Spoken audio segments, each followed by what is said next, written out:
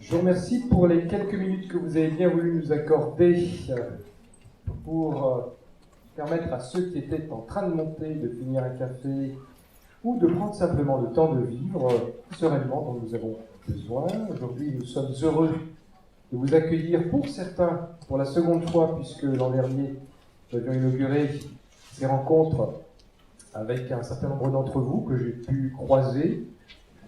Vous allez passer une journée séquencée sur différentes thématiques, puisqu'il y aura 4 conférences qui réuniront au total une quinzaine de conférenciers que j'appellerai au fur et à mesure, présenterai et qui ensuite auront évidemment la possibilité non seulement d'échanger avec vous ici même, mais aussi dans les salles du bas, parfois dans des ateliers. N'hésitez pas à aller les voir, prenez le temps, il est fait pour vous. Hervé Maté nous rejoindra probablement tout à l'heure. J'ai donc la charge de pouvoir vous présenter en quelques mots cette journée qui va être consacrée à une thématique qui nous est chère, itinéraire. Avec ou sans S, à vous de voir. En tout cas, j'en mettrai parfois je l'oublierai volontiers. Charge à nous de savoir ce que nous voulons faire dans ces itinéraires ou cet itinéraire de vie. En tout cas, de ce matin, de cette parole jusqu'à l'itinérance, où nous clôturerons notre journée, nous serons amenés à nous rencontrer différemment. Lorsque vous aurez recueilli et partagé ce qui pourra être dit ici, nous aurons évidemment la joie de pouvoir recevoir à notre tour un certain nombre de vos retours, de manière à pouvoir penser autrement, différemment, les quelques années qui suivront.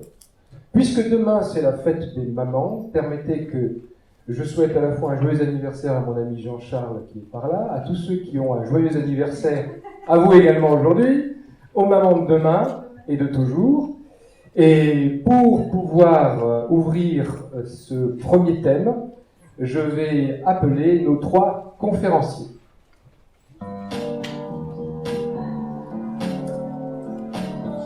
J'appelle Madame Doré Viviana, psychologue, criminologue, praticienne EMDR, hypnothérapeute.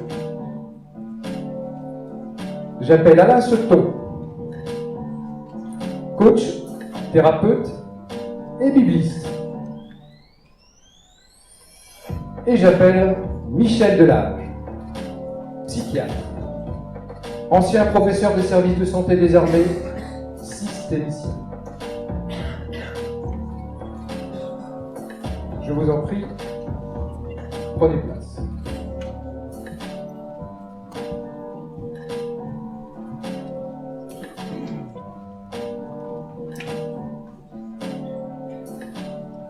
Merci. Alors, pour faire connaissance, je vais devoir m'appuyer sur quelques notes, puisque, comme vous le savez, ma mémoire n'est plus ce qu'elle était. Par contre, la passion y est toujours. Alors, Michel Delage, vous êtes psychiatre, ancien professeur du service de santé des armées, vous avez été chef de service de l'hôpital d'instruction des armées de Sainte-Anne à Toulon de 1978 à 2003. Vous avez créé dans cet hôpital une consultation de thérapie familiale à laquelle vous participez toujours. Vous assurez également des consultations à l'association Vivre en famille à la Seine-sur-Mer. Vous co-dirigez avec Boris Cyrulnik un DU d'ethnologie humaine à l'université de Toulon intitulé Clinique de l'attachement et des systèmes familiaux. Enfin, vous êtes président de l'Association européenne de recherche en thérapie systémique. J'ai recensé une douzaine de livres et je me suis permis de monter, depuis la librairie Goulard qui est installée en bas, à la fois la vie des émotions et l'attachement dans la famille, et la résilience familiale. Donc, vous aurez tout à l'heure aussi la possibilité de rencontrer celles et ceux qui prendront le temps d'échanger avec vous un peu plus bas. Ces 12 livres ne sont peut-être pas exhaustifs, vous m'en excuserez. Vous êtes aussi l'auteur de différents articles dans des revues spécialisées et une vingtaine de chapitres dans différents ouvrages. Voilà, je voulais remercier Laurence Martel qui m'a vraiment permis d'avoir un ensemble d'éléments précis, cohérents et sans qui j'aurais pas pu vous présenter de manière, je l'espère aussi.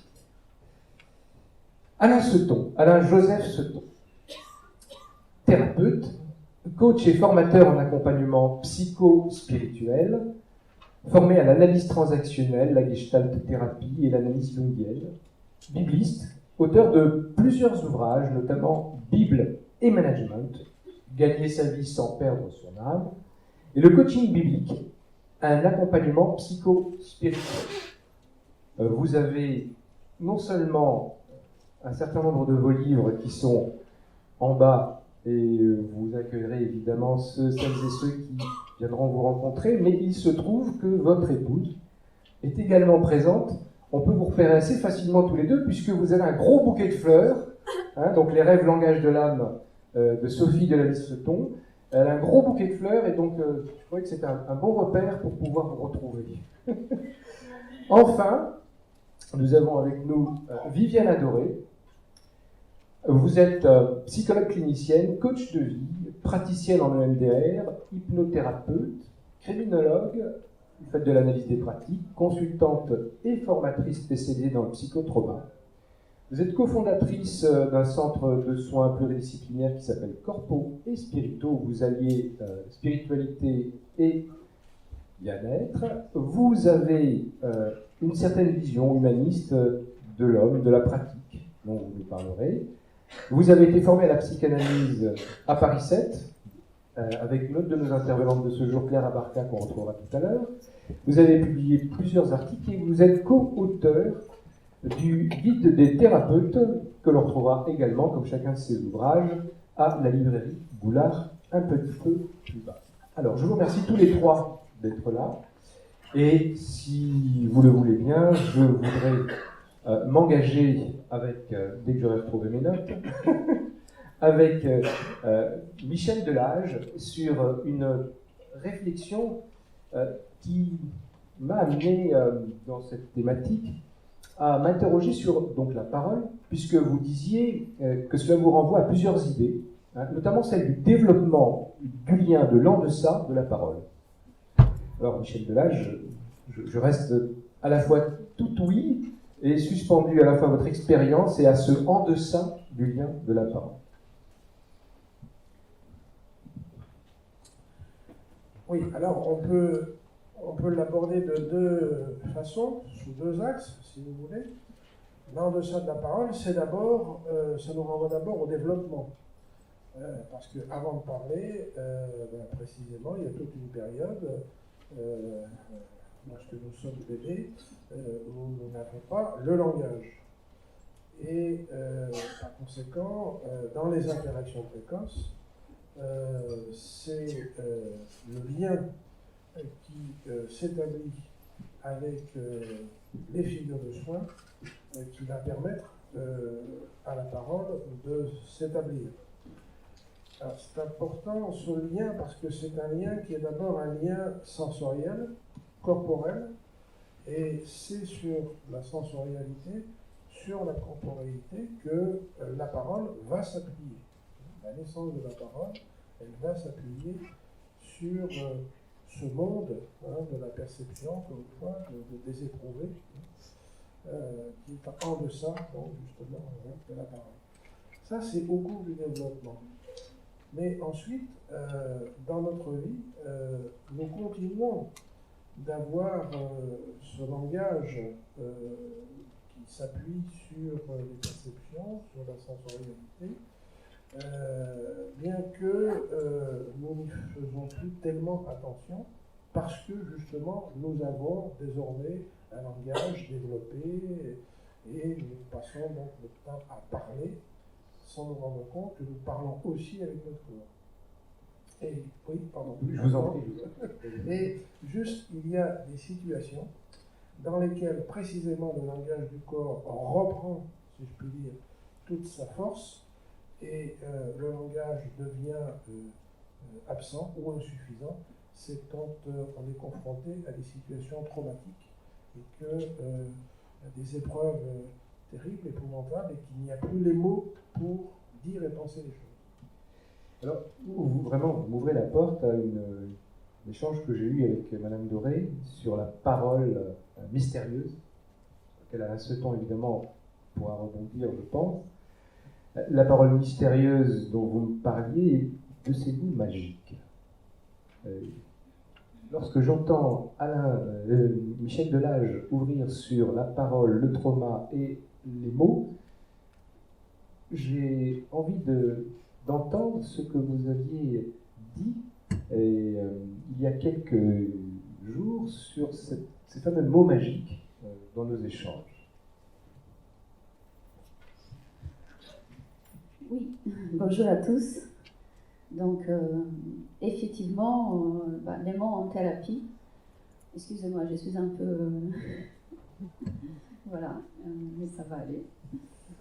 Donc, il y a des mots, effectivement, qu'on ne peut pas poser tout de suite. C'est-à-dire que le patient, quand il vient à nous, il pose un certain nombre de mots, mais il y a des mots qu'il est incapable de poser. Ou bien, il y a des mots qu'il va exprimer en séance. C'est des mots qui sont restés imprimés, puisque c'est des mots qui l'ont blessé, qui l'ont meurtri à l'intérieur, et c'est de ces mots-là qu'on va parler. Et donc les mots magiques, les mots en thérapie, c'est quoi pour moi? C'est quand on arrive effectivement en tant que thérapeute à utiliser les mots justes, les mots vrais. Les mots vrais n'est pas forcément un mot qui est techniquement approprié, mais c'est ces mots qui viennent de l'intérieur de soi. Quand on se centre à l'intérieur de soi, c'est ces mots humains. On est centré dans notre cœur, et à ce moment-là, on est en empathie avec l'autre. Après l'avoir écouté, après avoir compris ce dont il s'agit, donc le thérapeute est en capacité de poser ces mots vrais, ces mots qui invitent le patient à pouvoir exprimer la vérité intérieure. Et c'est ces mots qui vont résonner quand le thérapeute parle, et ça va résonner à l'intérieur de la personne, et la personne va sentir que oui, c'est ça, voilà, c'est exactement ça. Et c'est ces mots-là que le patient n'arrivait pas à exprimer, ou bien qu'il s'est représenté d'une façon particulière à lui. Et c'est ça, petit à petit, qui va faire en sorte que sa perception de choses change, et que du coup, il est en capacité de pouvoir, à l'intérieur de soi, trouver les mots vrais, les mots justes. Et c'est ces mots magiques qui vont permettre, à travers le processus thérapeutique, dans les cadres et dans les relations, qui va permettre de pouvoir poser des mots qui sont des mots qui guérissent. Je les appelle les mots guérisseurs, qui permettent à la personne de sortir de ces mots qui les ont meurtris, et de pouvoir finalement prononcer des mots à l'égard de soi-même, puisque c'est toujours à l'égard de soi-même qu'on est très dur, et pouvoir justement être plus dans ces mots d'amour, parce que c'est le mot d'amour qui va soigner, mais c'est surtout l'amour pour soi. Il va être retrouvé petit à petit à travers ces mots qui sont posés, ces mots qui sont devinés, et qu'on invite à se manifester petit à petit. Des fois, ça peut aller très vite, des fois, c'est au bout de 2 ans que quelqu'un peut prononcer des mots qui n'avaient pas été en capacité jusque-là de prononcer. Mais c'est toujours les mots qui guérissent, c'est toujours les mots qui viennent de l'intérieur de soi, à travers le fait d'être centré, et finalement de ne plus avoir peur du jugement, du regard de l'autre, et pouvoir exprimer cette vérité intérieure qui soigne. Vous aviez dit mort pour dire mot, c'est intéressant. Faut-il que ce mot, si j'entends bien, fasse mourir quelque chose, tout en étant libérateur, Alain Seton? Oui, il y a un micro qui peut voyager, l'autre étant, je dirais, plutôt fixe. Le fondement de la psychothérapie, c'est justement de mettre des mots, sur la formule classique, de mettre des mots MOTS sur les mots MLX. Donc la parole est créatrice. La parole permet de rentrer dans sa profondeur. Elle est créatrice. Je rappellerai simplement que, d'après le livre de la Genèse, le monde a été créé par la parole. Et donc nous sommes nous-mêmes des créateurs. Donc on se crée en se construisant à travers un travail de psychothérapie par exemple. Et puis même au quotidien, on peut utiliser des mots comme des mantras par exemple, parce que le mot vibre peut vibrer à l'intérieur de soi et toucher les cellules. Hein, si vous prenez les travaux des motos par exemple sur la cristallisation sensible, ça met en évidence à quel point des mots et même des pensées influencent la qualité des cristaux qui sont cristallisés justement. Et quand on sait que notre corps est constitué pour les 2/3 de liquide, d'eau, eh bien la parole que l'on va utiliser et par extension les mantras qu'on va utiliser nous mettent dans un état de bien-être ou dans un état de mal-être. Donc il est extrêmement important d'être vigilant par rapport à ces pensées parce qu'elles infusent sur notre qualité d'être au quotidien.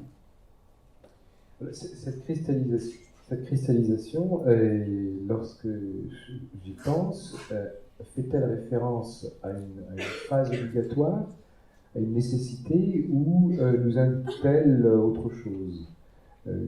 Quand vous l'évoquez avec un lien qui est celui de la vibration, du son et de la parole, donc forcément de quelque chose qui est de l'ordre à la fois de la création et du bruit, quelque part, hein, du son mais du bruit, et vous le liez à la parole telle qu'elle est énoncée au commencement était le verbe, j'imagine, et peut-être peut-on voir un parallèle avec le début d'une thérapie. Au commencement était-il le verbe dans la thérapie? Est-ce que cette cristallisation vous semble nécessaire à venir dans le processus? L'avantage des mots dans un processus de psychothérapie, c'est que ça permet de rentrer dans l'intériorité, ça permet de reconnaître ses ombres, ça permet de reconnaître ses animaux intérieurs, de les nommer et de les traverser. Donc, c'est pas un chemin de croix, hein, c'est pas facile, la psychothérapie. C'est vraiment accepter de se voir tel qu'on est, dans sa beauté, mais aussi dans ses ombres. Hein, et de faire un nettoyage intérieur. Donc la parole est vraiment créatrice à ce niveau-là.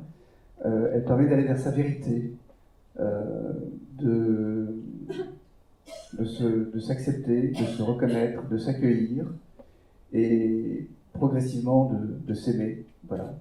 Intérieurement, ce qui permet de rejaillir sur l'extérieur. Cet amour intérieur, en tout cas, il semble nécessaire. Michel Delage, vous posiez la réflexion du lien entre la construction des souvenirs et la mentalisation. Ici, j'entends bien dans le discours de chacun une volonté à la fois de trouver la place à la parole. Qu'en est-il de la construction des souvenirs et de la mentalisation de ces cérémonies? Oui, alors je voudrais juste, par rapport à ce qui vient d'être dit, préciser pour moi, alors on dit, effectivement, au commencement était le verbe. Oui, moi je dirais quand même, au commencement était le lien. Parce que le verbe, il s'appuie sur le lien. J'insiste là-dessus. Ce qui nous caractérise, c'est pas spécifique à l'espèce humaine, mais ce qui nous caractérise quand même, c'est que nous sommes des êtres sociaux. Sans lien, nous ne pouvons pas devenir quelqu'un. Voilà. Et nous avons besoin d'une suffisante protection dans le lien pour que précisément nous arrivions à nous développer et que nous arrivions à développer notamment cette parole, ce langage. Et alors pour revenir maintenant aux souvenirs, les souvenirs ils s'appuient d'abord sur une mémoire qui précisément ne passe pas par la parole, qui est cette mémoire qui repose sur le perceptif, le sensoriel que j'ai évoqué tout à l'heure. La parole ensuite permet que sur ces bases, sur ces premières bases sensorielles, s'établissent les premiers souvenirs. Mais encore une fois, les souvenirs, ils sont profondément liés, si je puis dire, au lien. C'est-à-dire que c'est parce qu'il y a ces premiers liens qui sont établis quand ça marche bien dans la protection, dans la sécurité, etc., que, effectivement, vont se construire des souvenirs, et des souvenirs qui, du coup, alors vont se dégager ensuite de ces prémices, de ces liens sur lesquels j'insiste, basés sur la temporalité et la sensorialité. Et donc, la mémoire va devenir, grâce précisément au processus de pensée, de langage, etc., va devenir une construction. Et les souvenirs, du coup, que nous établissons ont quelque chose à voir avec la réalité, mais ne sont pas la réalité.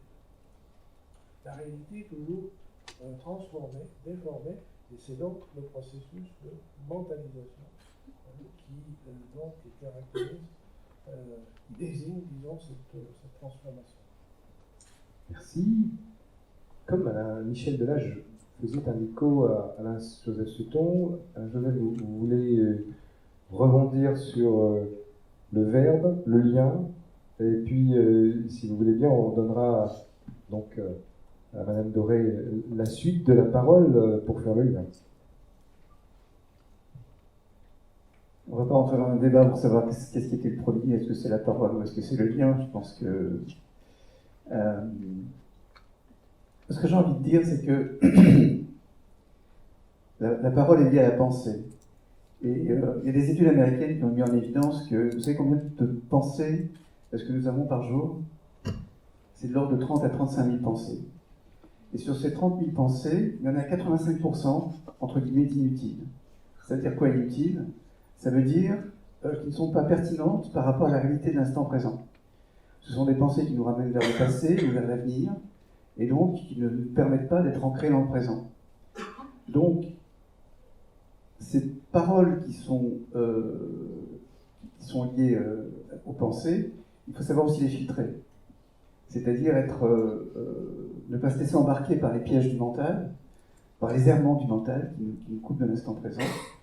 Et donc,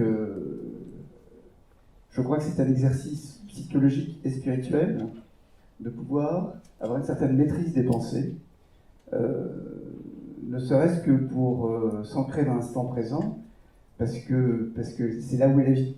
Hein. Le passé est le passé, l'avenir est l'avenir. La vie est dans le présent. Donc, ça demande de la vigilance, tout simplement. Doré ? Oui, donc je suis tout à fait d'accord avec ça. Effectivement, les problèmes de nous tous, hein, c'est d'être effectivement tout le temps dans le passé ou dans l'avenir, et c'est effectivement tous les travaux en psychothérapie. Je pense que ça consiste d'une part à apaiser donc, tous les peurs de l'avenir, mais d'autre part aussi d'aller soigner toutes ces blessures qui font partie du passé et qui vont aujourd'hui conditionner la personne dans son quotidien. Donc il va y avoir beaucoup de croyances bloquantes et négatives, il va y avoir beaucoup de peurs, la peur du jugement, la peur d'avancer dans sa vie, etc. Et puis beaucoup de choses qui n'ont pas été résolues, notamment tout ce qui concerne les relations familiales, parce que normalement, pas d'habitude, c'est souvent les conflits avec les parents, en tout cas un sentiment d'incompréhension qui est toujours présent.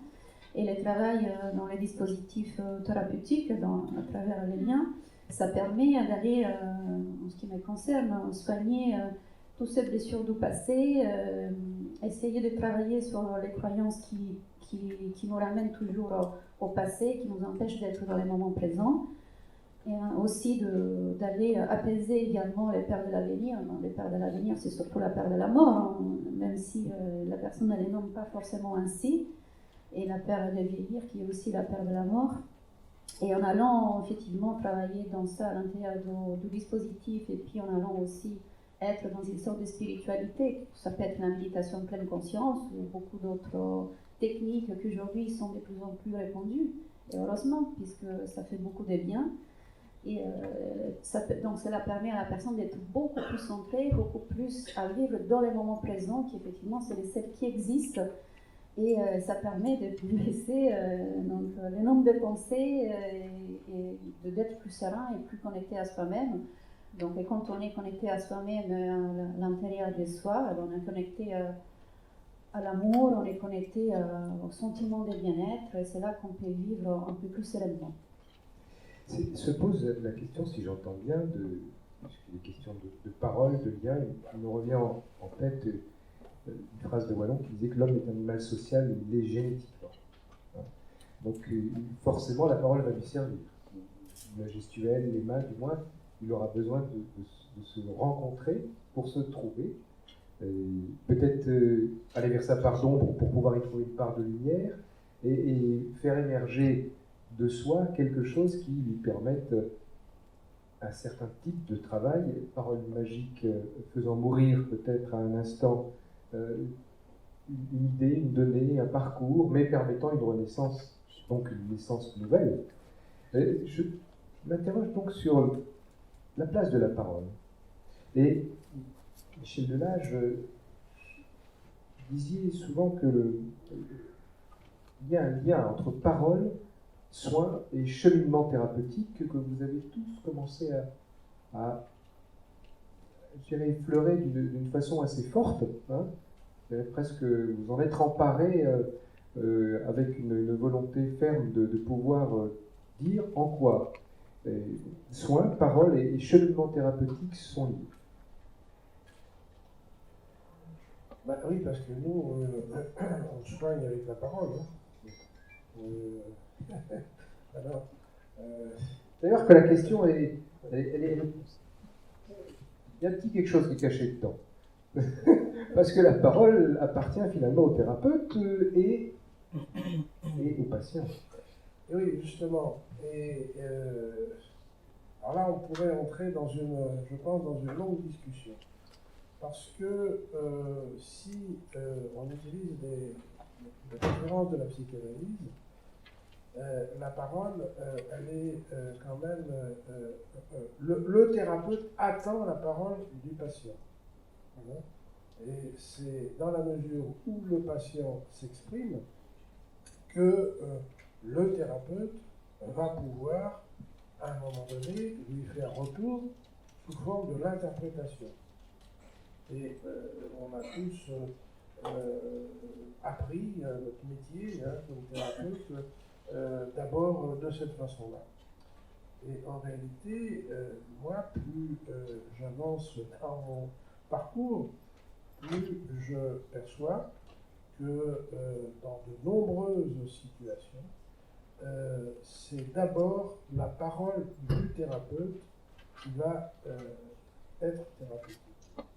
C'est-à-dire que nous avons affaire à des personnes qui ne sont pas dans cette capacité, on va dire, d'exprimer ce que les psychanalystes ont théorisé sous forme de la demande. La demande, ça s'articule par rapport au désir.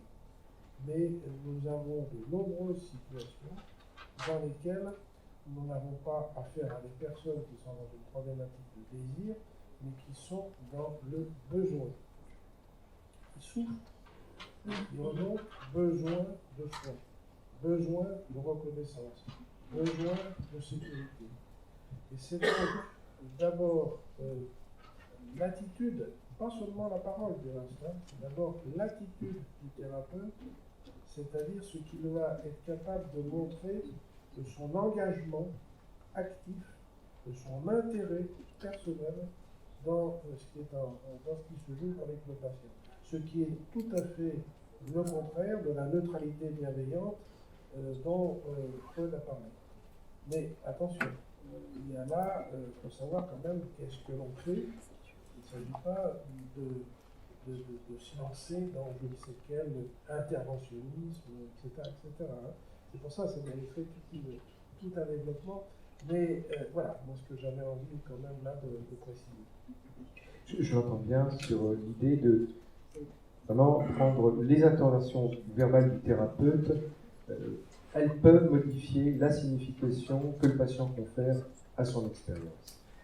Alain-Joseph Seton sur cette relation. Alors, je rappellerai simplement que nous sommes corps, âme, esprit. Et que l'âme, c'est du domaine du psychisme, de la psychologie, et que l'esprit, c'est le domaine du spirituel. Et j'ai personnellement une longue expérience du travail intérieur. Je suis passé par une psychanalyse longue. Bon, je n'ai pas battu le record de Woody Allen, mais j'en suis pas loin. Par la psychologie humaniste, sous toutes ses formes, en individuel et en groupe, etc. Et en fait, ce que j'observe, c'est que ce à quoi m'a amené tout ce travail intérieur, c'est une quête spirituelle et une ouverture spirituelle.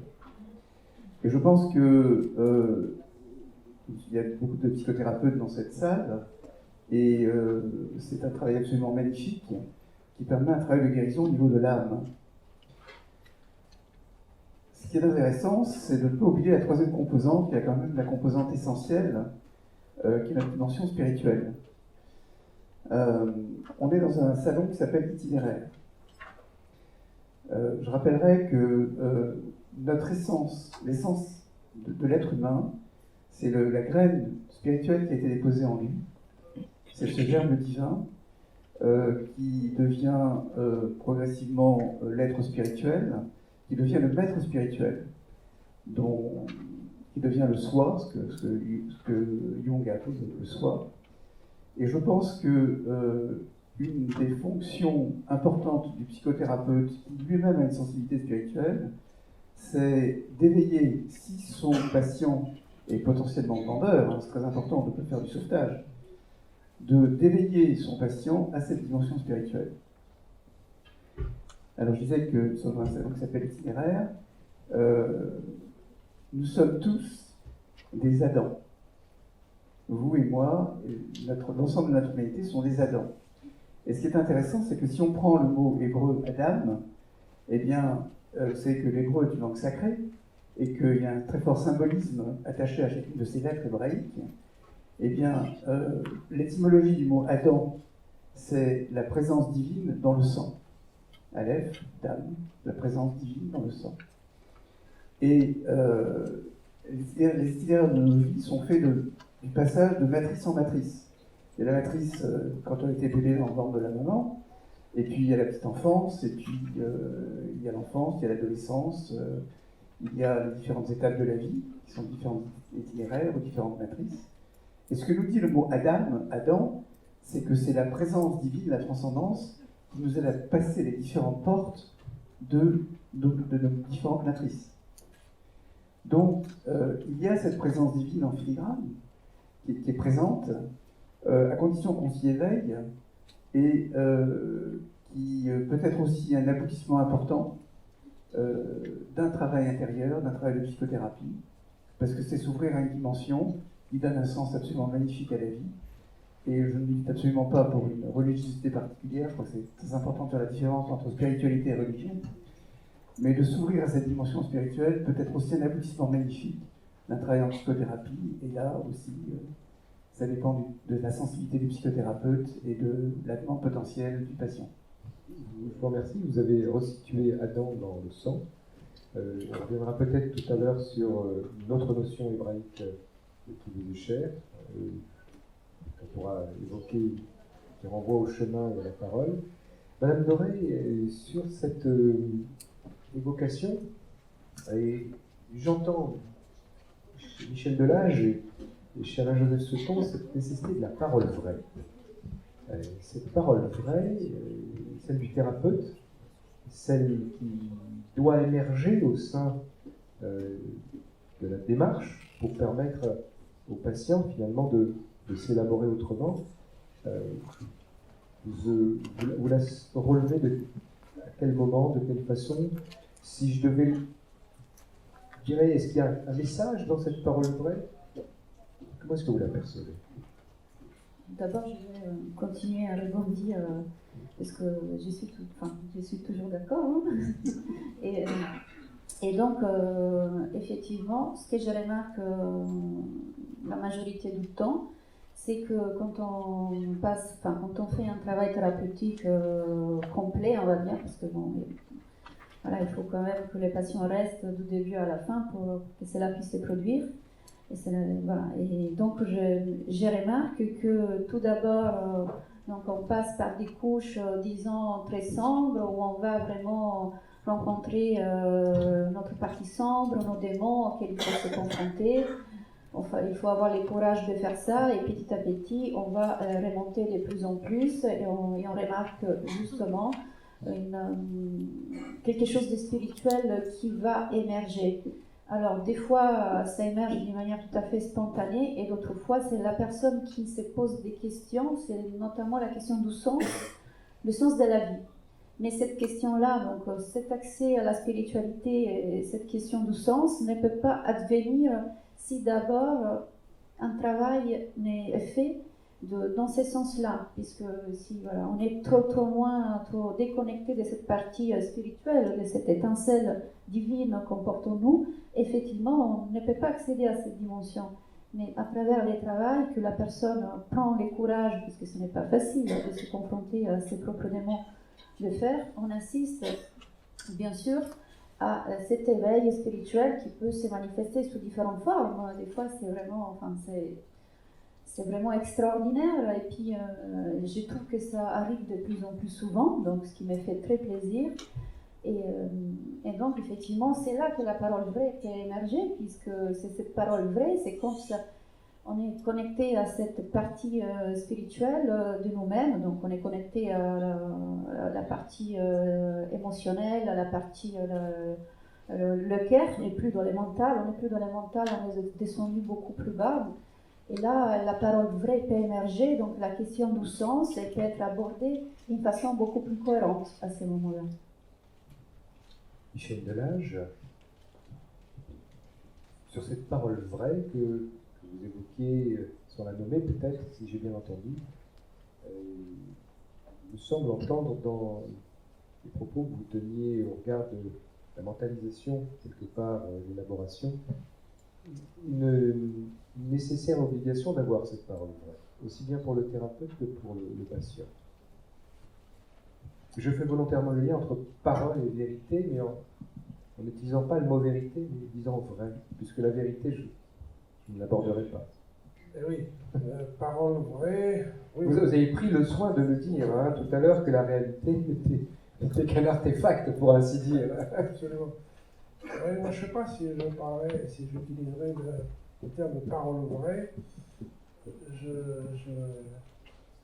parlerais plutôt de parole authentique, si vous voulez, de quelque chose qui reflète vraiment l'authenticité de l'être, l'authenticité de quelque chose. Oui, mais en même temps, il y a une dimension. Alors là, moi, je vais vous ramener à mon métier de thérapeute familial, parce que je pense qu'il n'y a pas de parole authentique si en même temps on ne réfléchit pas à sa place dans le lien. Et que par conséquent, il ne s'agit pas simplement, pour moi, le travail thérapeutique, c'est pas simplement la rencontre avec une personne et la rencontre entre la parole vraie ou authentique d'une personne et celle du thérapeute, c'est que cette personne, elle est en lien, elle vit avec d'autres personnes, et que la parole qu'elle exprime est le résultat, si je puis dire, pour schématiser, d'un entrecroisement entre ce qui relève de sa subjectivité propre, de ce qui relève de son intrapsychique, et puis de ce qui relève de l'intersubjectif, de ce qui relève de l'inter-individuel, de ce qui relève des relations et des liens. Et constamment, ce que vous dit quelqu'un ne peut pas complètement se comprendre, s'aborder si extrait ce qui est dit de ce contexte relationnel, ce contexte du lien dont je viens de parler. Donc voilà, du coup, je dévie peut-être, là. Mais...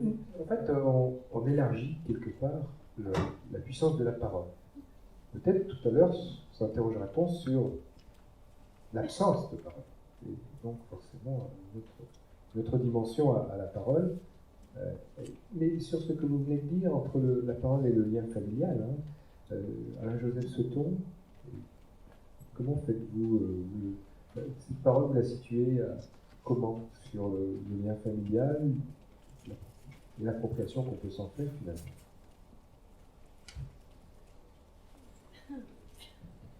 Est-ce que le lien le plus important, une fois qu'on a cheminé, c'est peut-être découvrir aussi le lien avec la transcendance, qui préside au mot Adam, comme on a eu l'occasion de le dire tout à l'heure. C'est important la famille, c'est important la psychothérapie, c'est important l'âme. Il faut aussi être vigilant par rapport au fait qu'un des risques associés à la psychothérapie, c'est qu'on peut arriver à une forme d'inflation de l'ego. C'est moi, c'est mes besoins, c'est machin. Bon, okay, c'est important. C'est important de pouvoir s'individuer, et pour s'individuer, de faire le tour de moi, de faire le tour de son histoire, de ses blessures, de ses zones d'ombre.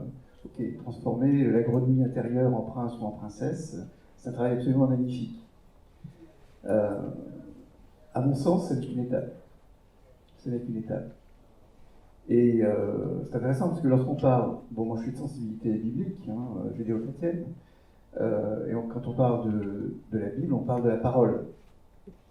Et cette vérité intérieure qui nous est donnée par la parole, en fait, on peut la trouver de l'intérieur. On peut la trouver de l'intérieur. Cette vérité extérieure, on peut la trouver de l'intérieur. Et c'est ça qui est un cheminement intéressant sur le plan psychospirituel. C'est qu'à force de creuser la parole intérieure, en fait, on arrive à découvrir une sagesse spirituelle qui nous habite. C'est une espèce de révélation qui se fait. On parlait de mots hébraïques. Le mot sagesse en hébreu, pour tout vous dire, c'est le mot chorma, qui signifie la force du quoi? C'est-à-dire la force de la question. C'est-à-dire c'est la maïotique redécouverte. Et donc il ne s'agit nullement, dans une démarche pour contacter l'esprit, la spiritualité en soi, de faire un travail de prosélytisme, de quelle que soit la forme qu'elle prenne, mais il s'agit de se questionner intérieurement pour découvrir cette transcendance à l'intérieur de soi, cet être spirituel, ce germe divin qui ne demande qu'à grandir et qu'à se révéler, et cette dimension du soi à laquelle on peut accéder. Et comme je le disais tout à l'heure, c'est une manière de toucher à sa vérité intérieure, qui rejoint peut-être une autre forme de plus grande vérité. Vous dites d'ailleurs à ce propos que ça rejoint la maïotique. Oui, oui, tout à fait. Et vous avez parlé du sang, et forcément le lien familial s'établit par une grande partie du sang. Pour ainsi dire, y aurait-il un lien de transmission? Y aurait-il un lien nécessaire à établir entre ce qui se transmet, ce qui se transforme, et ce qu'on y met, ce qui se forme? Finalement, lorsque le patient vient, la parole a un effet, elle va le redimensionner, elle l'obliger quelque part à retravailler cette matière intérieure pour lui donner une nouvelle forme. Et cette maïotique que vous évoquez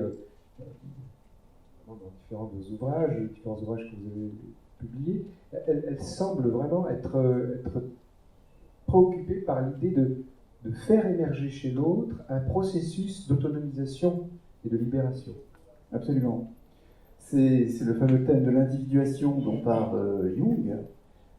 Il s'agit effectivement de faire le tour de son histoire familiale, de l'accueillir pour mieux lui dire au revoir et pour mieux aller vers soi-même.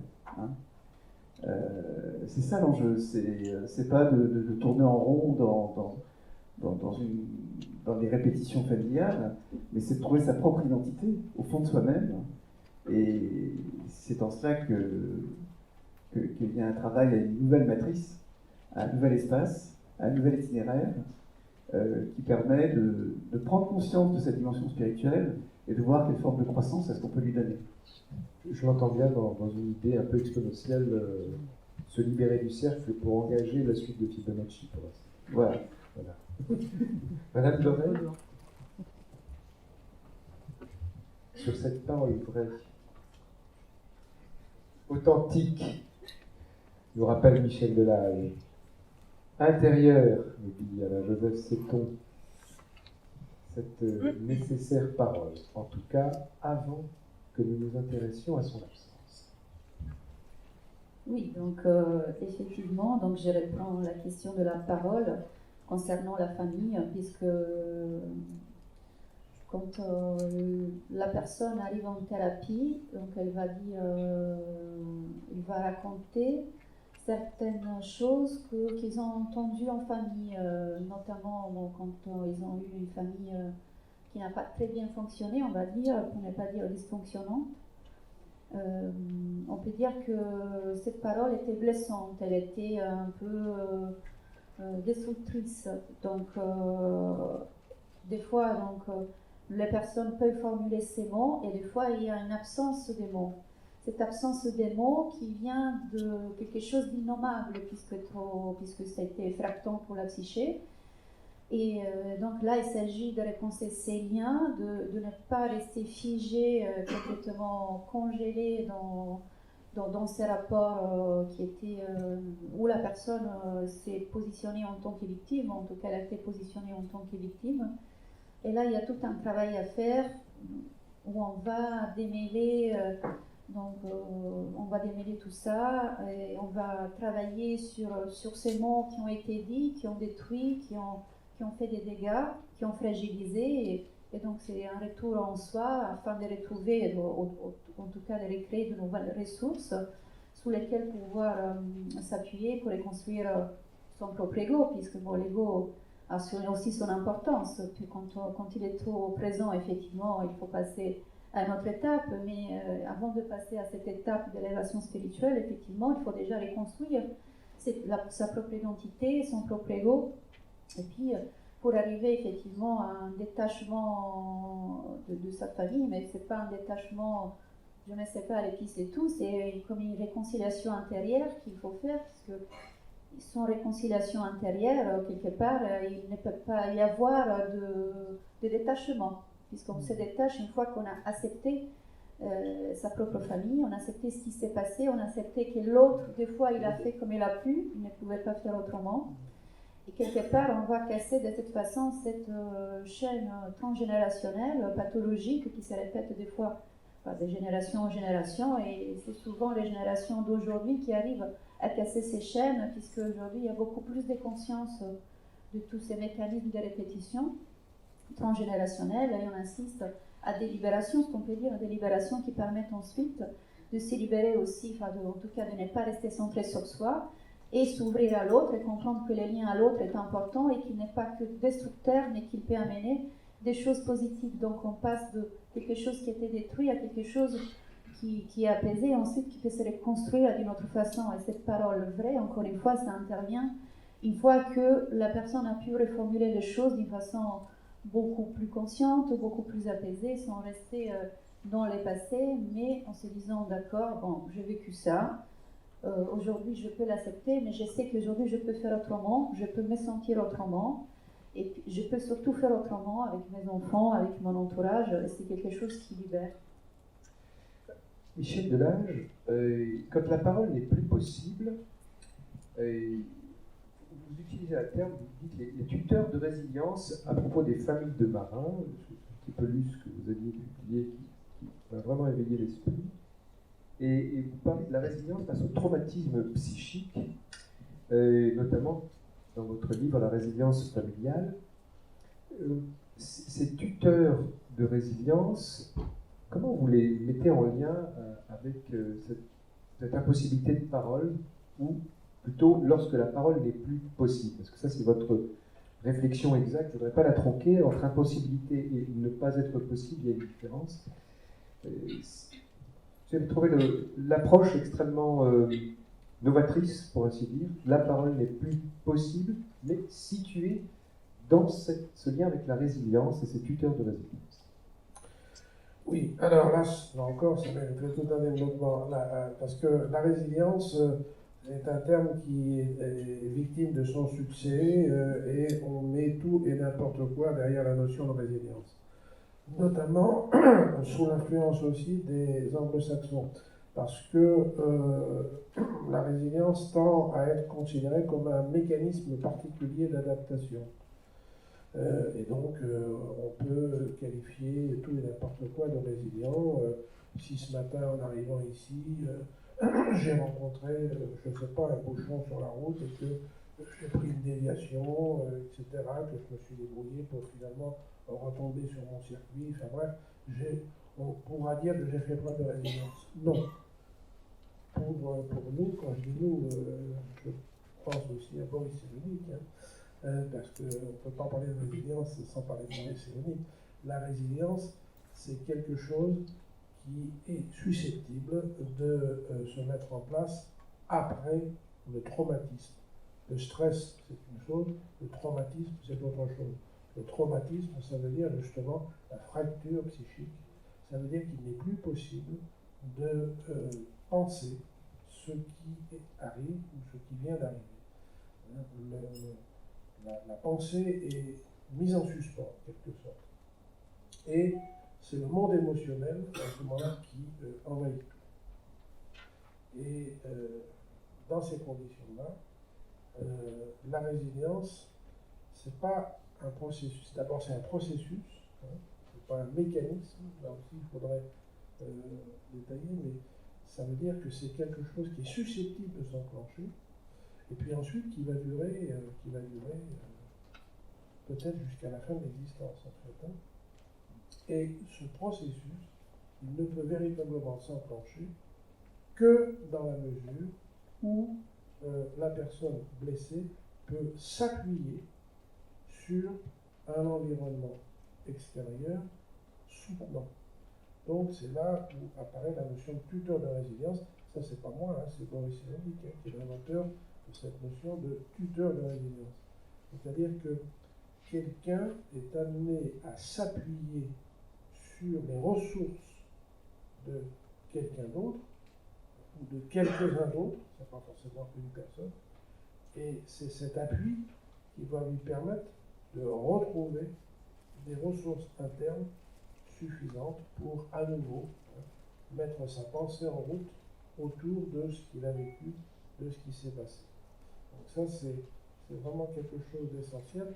Et quand, je dois juste encore ajouter une précision, c'est que le tuteur de résilience, c'est quelqu'un qui est désigné en quelque sorte par la personne blessée. Je dis ça aussi parce que dans les soins, dans certains services, organismes spécialisés, etc., on se préoccupe de bon, alors comment peut-on devenir tuteur de résilience? Et non, personne ne peut devenir tuteur de résilience. C'est la personne blessée qui désigne quelqu'un qui, pour elle, est particulièrement significative, porteuse, etc. C'est de cette façon qu'il y a des personnes qui sont en quelque sorte tuteurs de résilience à leur insu. Elles ne savent pas l'importance qu'elles ont prise pour la personne blessée qui a pu, grâce à elle, retrouver une possibilité d'avancer dans son existence. Voilà très, très schématiquement, mais il faudrait développer. C'est vrai que quand vous soulevez la question en fait, de la nécessité de conceptualiser tout à un endroit, alors qu'on sait tous, ici, que finalement le patient va choisir son oreille. Et que, évidemment, il va aussi choisir la ressource ou les ressources externes dont il peut avoir besoin. Bien sûr, on peut essayer de proposer, de conceptualiser tout. C'est évidemment dénaturer, au sens propre du terme, la possibilité de résilience, finalement, de l'individu. Il doit aller chercher là où, forcément, n'y a peut-être pas à chercher, mais qu'il doit trouver. Tout à fait, tout à fait. Cette résilience, Alain-Joseph Seton, est-ce qu'on peut la trouver dans l'art, tel que vous l'évoquez dans différents de vos ouvrages, et notamment chez biblique, lorsqu'on se pose dessus, quelque part, il y a une ouverture à l'art qui semble nécessaire. Est-ce qu'il faut aller puiser? Est-ce qu'on peut puiser? Et plus précisément, si je devais me poser sur l'art, est-ce que l'art peut faire advenir nos patients à eux-mêmes? Tout peut être un point d'appui pour retrouver l'art de se redécouvrir intérieurement. Ce que je voudrais dire, en associant sur ce que vous avez dit, ce qu'a dit notamment Viviana, c'est qu'il me paraît important d'avoir conscience de notre double identité. Il y a en nous un être matériel et un être spirituel. Il y a un être horizontal et un être vertical. Il y a l'ego et le soi. Et Viviana soulignait très justement que l'ego, on ne peut pas en faire l'économie.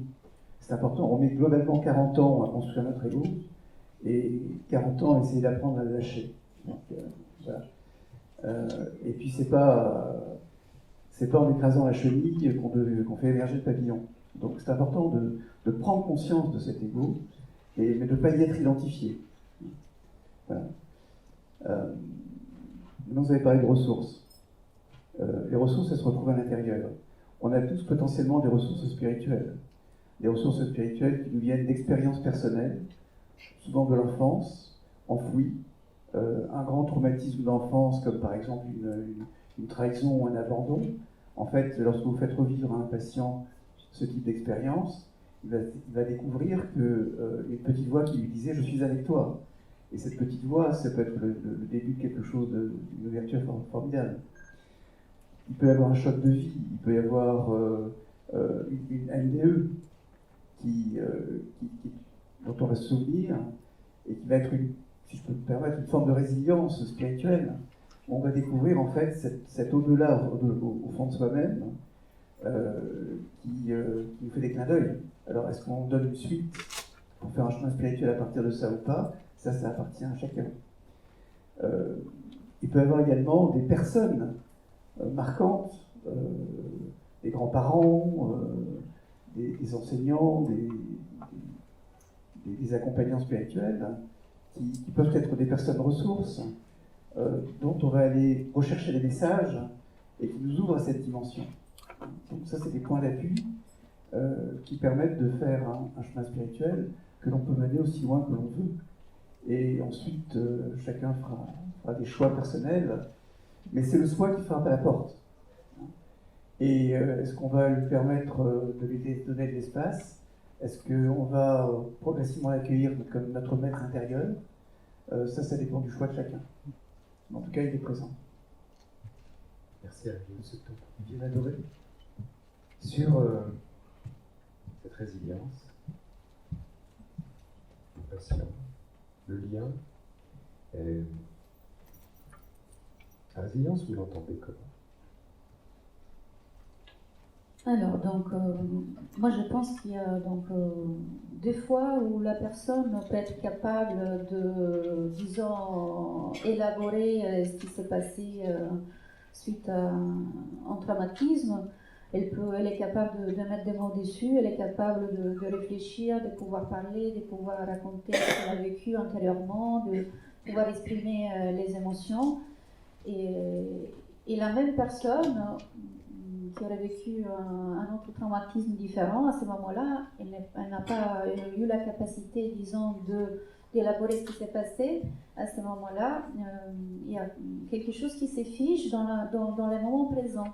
C'est-à-dire, ce que je remarque souvent, donc je travaille avec des adultes, ces adultes-là, quand on fait un peu les points sur ce qui s'est passé, notamment les événements douloureux, quand on fait un travail par exemple au MDR, et il arrive que la personne, quand elle parle, elle va me parler avec des mots d'enfant, c'est-à-dire qu'elle va me parler avec les mots à l'âge dans lequel la personne a vécu cet événement. Donc on voit bien qu'à ces moments-là, il y a une temporalité qui s'effige à l'intérieur du psychisme, et on voit bien que les processus de résilience il n'a pas forcément été présent à ces moments-là. En tout cas, il n'a pas fonctionné correctement. Mais voilà. Et donc, avec le traitement, on peut effectivement relancer ces processus de résilience. Moi, je l'appelle le processus de guérison innée que nous avons tous. Donc, on va relancer avec l'EMDR notamment ces processus naturels qu'on va déclencher et qui permet à la personne, petit à petit, de faire ressortir l'émotionnel, de visualiser les images, de faire venir à soi des odeurs, de bruit, enfin, tout ce qui est relié à ces traumatismes, notamment aussi qui passent à travers le corps, beaucoup de sensations corporelles qui sont associées à ces moments traumatiques. Et petit à petit, on va nettoyer au niveau émotionnel, on va nettoyer au niveau physique, on va dire ça comme ça, on va nettoyer au niveau psychique, et aussi au niveau de tous les corps spirituels, puisque nous sommes composés de différents corps. À ces moments-là, on voit que la personne, elle a déclenché ces processus de résilience, et là, elle est en capacité à, finalement, au bout du traitement, de pouvoir voir déjà l'événement avec une posture différente, avec un regard différent, et surtout à poser des mots d'adulte, c'est-à-dire relatifs à l'âge du moment présent, et plus de moments qui sont figés à l'âge où l'événement s'est produit. Donc ça, c'est vraiment très intéressant, et ça nous montre bien les processus de guérison quand il advient. C'est vraiment un facteur très probant. Avant qu'on puisse passer à quelques questions de la salle, j'aimerais d'une part vous demander à chacun, lorsque les patients arrivent pour la première fois, vous savez qu'il y aura une nécessité à donner une place à la parole. Comment, avant d'engager ce chemin, cette parole, vous arrivez à lui donner une explication qui soit à la fois entendable? J'ai pour ma part un certain nombre de patients qui viennent avec des questions relatives à qu'est-ce qu'on va se dire, comment ça va se passer, et ce chemin ne va se faire ensemble que parce que cette parole va créer du lien, sera à l'initiale d'un début de quelque chose et permettra en tout cas à un endroit ou à un autre, tel qu'on l'entend authentique ou vrai, magique à certains endroits, permettra une transformation pour une nouvelle élaboration, et en tâchant d'éviter d'écraser la chenille avant qu'elle ne devienne papillon. Michel Delage. Oui, je pense toujours. Il y a le dispositif d'accueil, je dirais. Comment un patient est accueilli, mais ça comporte des quantités de détails. Mais est-ce que le thérapeute, qui n'est pas encore thérapeute, peut-être justement si c'est la première rencontre, il se tient derrière un bureau, il est sur un canapé, il est derrière son ordinateur. En disant ça, je me souviens d'une situation où une jeune fille raconte un certain nombre de choses au psychiatre, qu'elle voit pour la première fois, et le psychiatre prend des notes sur son ordinateur sans la regarder. Au bout de cet entretien, enfin au bout d'un certain temps, il lui dit qu'elle présente tous les signes d'un trouble bipolaire. Voilà. Bon. Je crois que de cette façon, la parole est asséchée. Vous me faites penser en fait à une métaphore, je crois que c'est en Afrique subsaharienne, chez les Bambara, où il est dit que dans un puits, en fait, le bord est le secret et que le fond est la connaissance. Il faut donc aller puiser en nous, comme on doit puiser en l'autre, pour pouvoir faire émerger cette connaissance et partager quelque part le secret. Voilà. Merci. Viviane Adoré ? Oui. effectivement, je pense que la rencontre est importante. Le moment où la première fois où la personne franchit le seuil du cabinet, elle est dans un état assez particulier. Elle vient avec ses craintes, elle vient avec peut-être une part de jugement de la part du thérapeute, elle vient avec des expériences négatives, des fois suite à des thérapies qui n'ont pas forcément abouti. Et la personne est là, à ce moment-là, besoin d'être quelque part portée. Donc, je ne suis pas pour la posture où on reste neutre, je suis pour quelque part accueillir la personne avec un regard qui porte, qui invite à pouvoir parler, à pouvoir s'exprimer, avec de la bienveillance, avec une posture aussi qui invite à se mettre à l'aise. Et petit à petit, ça sera les mots qu'on peut prononcer au fur et à mesure, encourager aussi la personne pour pouvoir s'exprimer et dire ce qu'elle a sous le cœur, parce que ce n'est pas facile comme démarche. Et j'admire tous les patients qui franchissent pour la première fois la porte du cabinet, parce que j'ai moi aussi fait ça pour la première fois, ce n'était pas simple. Et en tout cas, ce qui compte, je pense que c'est vraiment une présence. Quand on est présent, quand on est avec la personne ne peut que le ressentir. On est présent, on est avec la personne, on l'encourage avec rien qu'avec un regard, quelque chose de posé. On sourit avec les yeux, on sourit avec la bouche et surtout on encourage. Mais je ne suis pas contre encourager les patients, bien sûr, il ne faut pas les faire tout le temps, parce que sinon après ça peut devenir autre chose. Mais avec la bonne dose, je pense que la présence, la bienveillance et l'encouragement, surtout au départ, après évidemment il y a d'autres choses qui rentrent en jeu, c'est très important pour que la personne puisse se sentir à l'aise et puisse sentir qu'elle est dans un espace privilégié et protégé dans lequel elle peut finalement se poser, avoir un écoute attentif. Voilà, cette écoute qu'aujourd'hui on a tant du mal à avoir. En tout cas, c'est ce que les patients nous disent. Voilà, ici je me sens écoutée, ici je me sens bien, je me sens apaisée. Et c'est ce climat de confiance que j'essaye en tout cas de créer pour que la parole puisse se libérer. Alain-Joseph Second. Ce qui paraît essentiel, c'est d'accueillir d'abord avec le cœur. C'est être dans l'ouverture intérieure, dans l'ouverture du cœur. Et premier point, donc vraiment être complètement disponible à la personne. Et puis passer un contrat clair. Quelle est sa demande? Elle est venue pourquoi? Qu'est-ce qu'elle veut? Quel est son désir? Qu'est-ce qu'elle cherche à obtenir de la séance ou de ce processus d'accompagnement? Et puis, l'essentiel, c'est aussi la question. C'est des questions par rapport à son histoire, par rapport à ce qu'elle a vécu, par rapport à ses traumatismes, par rapport à ses aspirations. Et puis, si on sent par exemple qu'elle vient avec une dépression qui peut être traitée sur le plan sur le plan classiquement de la psychothérapie, il peut y avoir aussi derrière cette dépression un vide spirituel, un vide existentiel. Moi, je vois beaucoup de gens dépressifs et lorsqu'on creuse un petit peu, on s'aperçoit qu'il y a un vide spirituel qui fait que la vie manque de sens.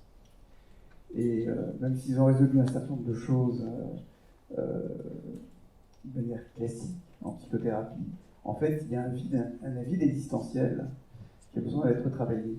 Et donc là, la question peut être, si ce n'est pas la demande première de la personne, c'est où est-ce que vous en êtes sur le plan spirituel, pour tâter le terrain, pour voir s'il y a une demande. Si la personne répond bien, s'il y a une appétence pour la chose, c'est bon, et est-ce que vous avez fait des expériences dans ce domaine? Quelles sont-elles? Et est-ce que vous avez des référents dans ce domaine? Et quel est leur message?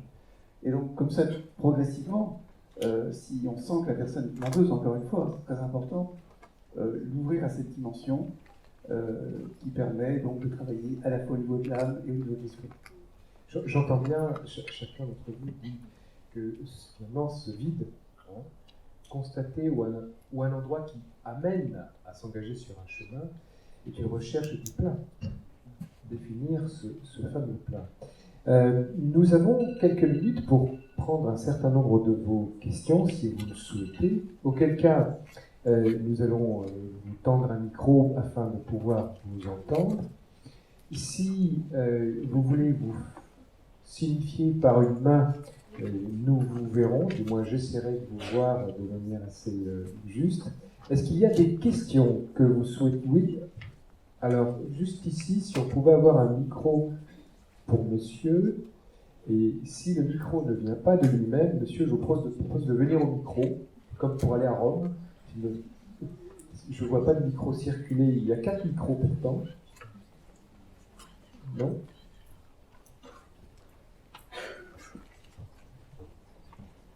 Si je peux me permettre de vous passer un de vos micros. Merci beaucoup. Bonjour et merci pour votre intervention. Voilà, alors je ne vous cache pas qu'il y a beaucoup de questionnements qui affluent. Il y en a un particulièrement. J'ai beaucoup écouté ce que vous avez dit, monsieur. Il y a beaucoup de choses qui m'ont interrogé dans ce que vous avez pu exprimer, notamment le fait que vous concevez, dans la théorisation que vous avez pu en faire, un très haut niveau de symbolisation chez les personnes qui peuvent être accueillies dans la demande qui est la leur en thérapie. Mais on sait aussi, si on parle de la question du traumatisme, qu'il y a des milieux où la précarité, les carences affectives, les troubles du lien précoce, comme a pu en parler M. Delage, sont vecteurs de traumatisme extrêmement précoce. Et aussi de structures de personnalité psychique où il y a des failles dans le symbolique important. Donc ces patients-là arrivent, pour nombre d'entre eux, en privé ou en public, avec ces questionnements-là qu'ils méconnaissent de l'ordre du traumatisme. Comment vous envisagez, au travers des préceptes que vous avez évoqués, de traiter la question du traumatisme chez les personnes qui ont des failles dans le symbolique et pour lesquelles la parole n'est pas forcément un langage? Je vous remercie infiniment non seulement d'avoir pris la parole, mais d'être venu jusqu'ici. Qui veut prendre... Oui. Alain-Joseph Seton.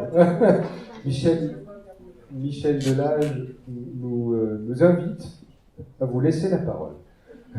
C'est une très belle question, très dure. Enfin, je vais faire comme ça.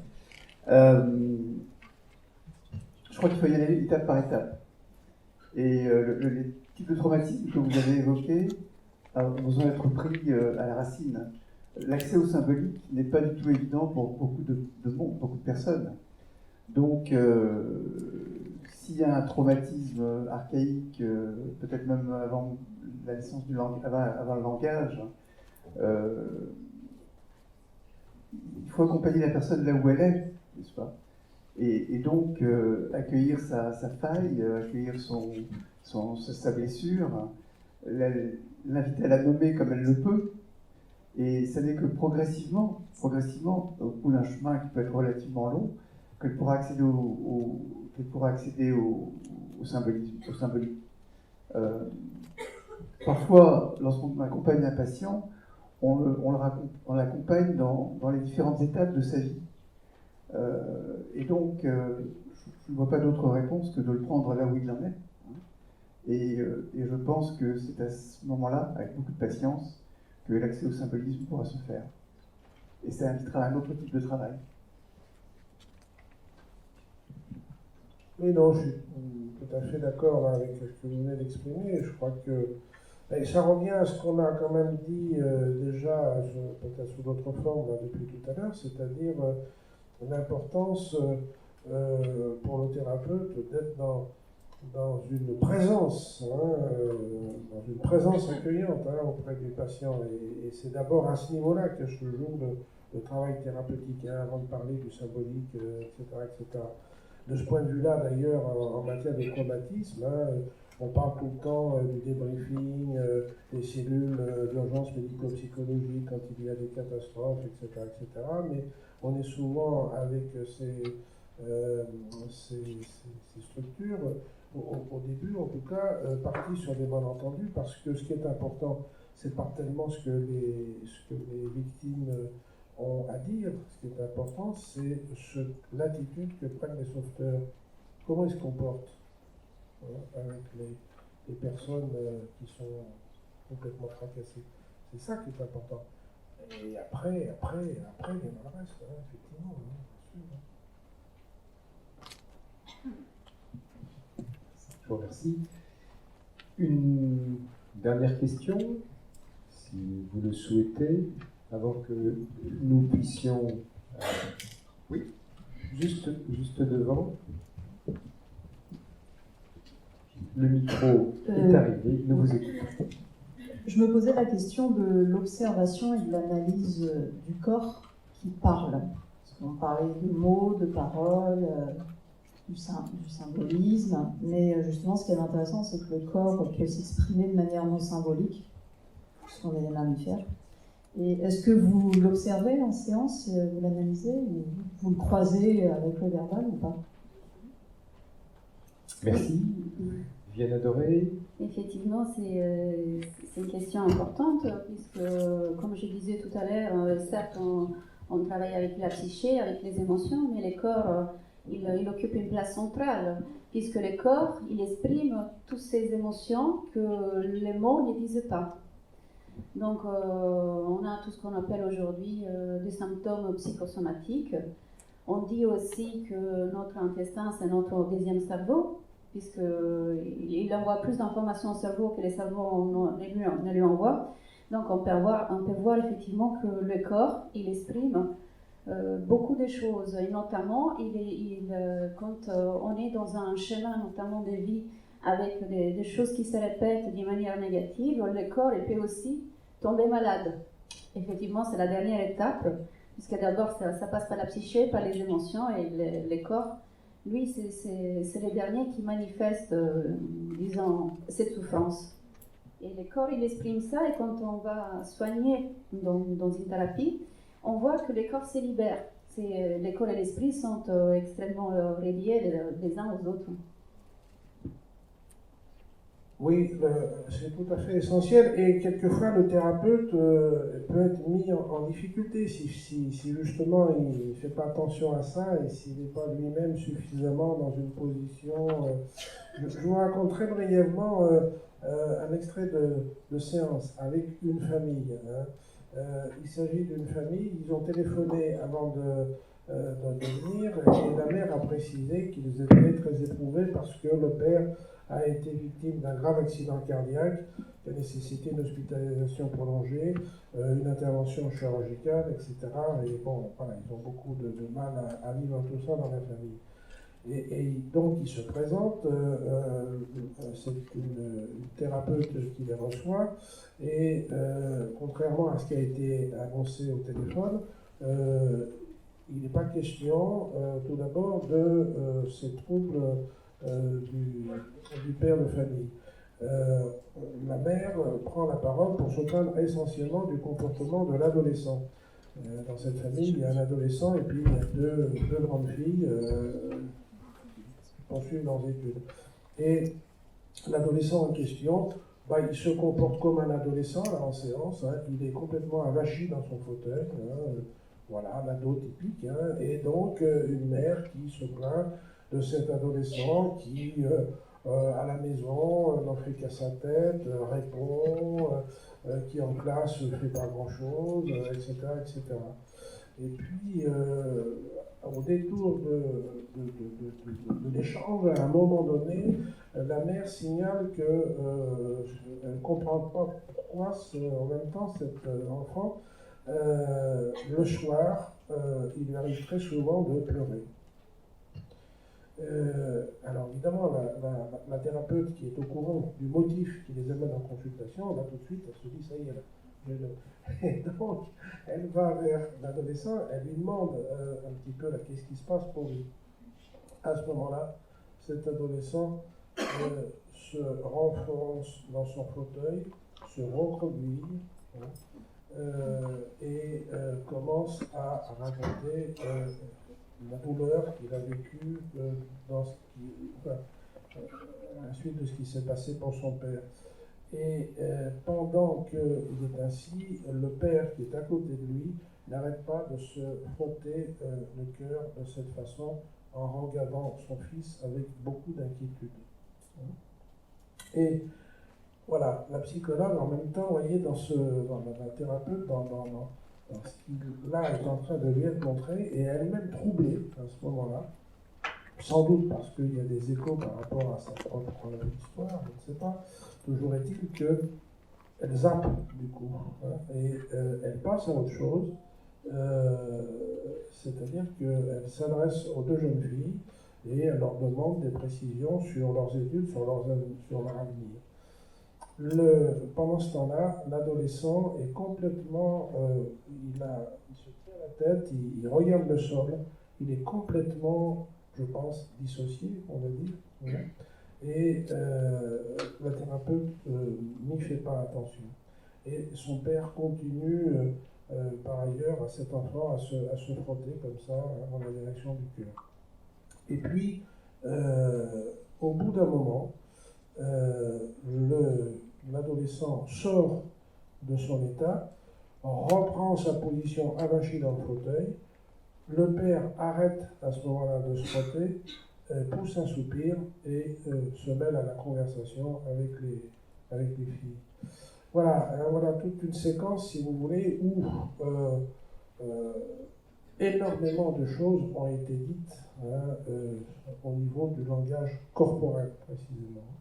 Et le problème, vous voyez, c'est qu'en même temps, la thérapeute a été elle-même troublée par ces manifestations et finalement, si je puis dire, n'en a pas tenu compte. Voilà. C'est juste un petit exemple de l'importance du corporel et de faire attention à ça. Alors, simplement pour quelques mots, le corps joue un rôle considérable. Il est à écouter, à observer, et le rôle du thérapeute, c'est aussi d'être en empathie avec la posture corporelle et l'énergie qui se dégage de son interlocuteur, ne serait-ce que par une espèce de phénomène d'osmose, en captant la vibration du patient, être à même de poser des questions à l'intelligence de situation, d'accompagner ce qui se passe grâce aux informations envoyées par la personne à travers son corps.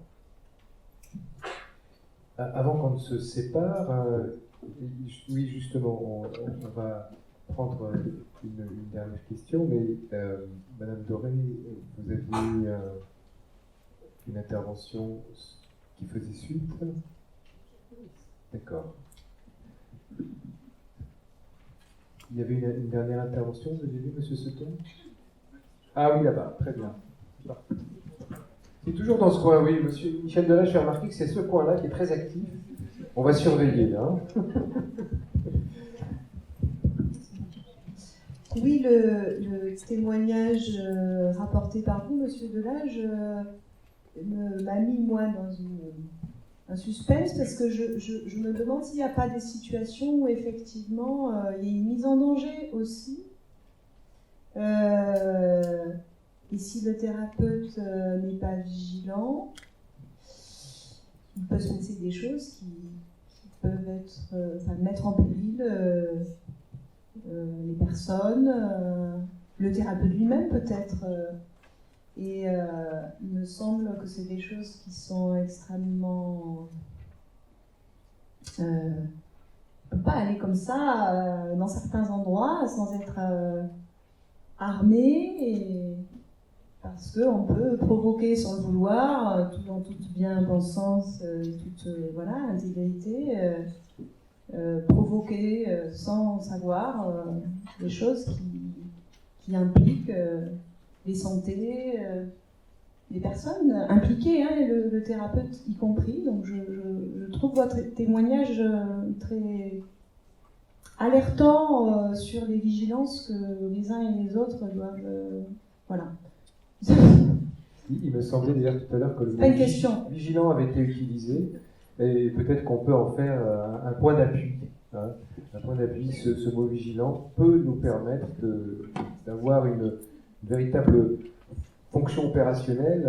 En tout cas, merci, parce que ça nous ramène à une dimension où la toute-puissance, évidemment, est relativisée, oubliée même, mais qu'à un endroit, la vigilance doit s'imposer en permanence et être mise en correspondance avec un travail d'équipe, puisque j'imagine que si on a pu identifier ce moment-là, c'était un travail d'équipe. Avant qu'on ne se quitte, un dernier mot chacun, et puis je clôturerai sur 2 ou 3 éléments. Alain-Joseph Seton, un dernier mot avant de retrouver peut-être les personnes un peu plus bas, hein, dans les ateliers, les salles. J'ai trouvé ce débat intéressant, ce partage très intéressant, qui reste simplement... on est là pour guérir, on est là pour soigner, on est là pour libérer. La parole libère de manière fantastique. Elle libère le corps, elle libère l'âme aussi, il y a tout le domaine de la psyché, tout le domaine de la psychologie qui nous habite, et associé à notre histoire. Et elle est aussi capable d'ouvrir à l'esprit, d'ouvrir à la dimension du soi qui nous habite. Et je crois que ça peut faire partie aussi d'une tâche extraordinairement noble du psychothérapeute. Merci. Madame Doré. Oui, donc je vous remercie tous de nous avoir écoutés et d'être là avec nous pour partager ces bons moments très riches en échanges et en partage. En ce qui me concerne, ce que je voulais dire, c'est que voilà, j'ai pensé à ma pratique, toutes ces années de pratique, et que j'avais donc un maître de stage quand j'étais en M2 qui me disait de toutes les façons, tu n'es pas psy quand tu finis tes études. Alors je ne comprenais absolument pas ce qu'il voulait me dire parce que moi j'étais psy et j'allais être psy tout de suite parce que j'avais déjà fait des stages. Mais après, voilà, toutes ces années, je me suis rendu compte qu'effectivement, on n'est pas psy quand on commence, et après il y a cet itinéraire qui s'est mis en place et qui ne peut se faire qu'avec les patients qui nous apprennent tous les jours. Et donc aujourd'hui, c'est une pensée à mes patients, voilà, grâce auxquels tous les jours je m'enrichis et je peux grandir avec eux. Merci. Michel Delage. Oui, eh bien, merci aussi pour tout cet échange, tout ce débat, et je rejoindrai Martine. Pardon. Je pense qu'on n'en a jamais fini d'apprendre, hein, évidemment. Moi, ça fait 50 ans que je pratique la psychiatrie. On se le souhaite.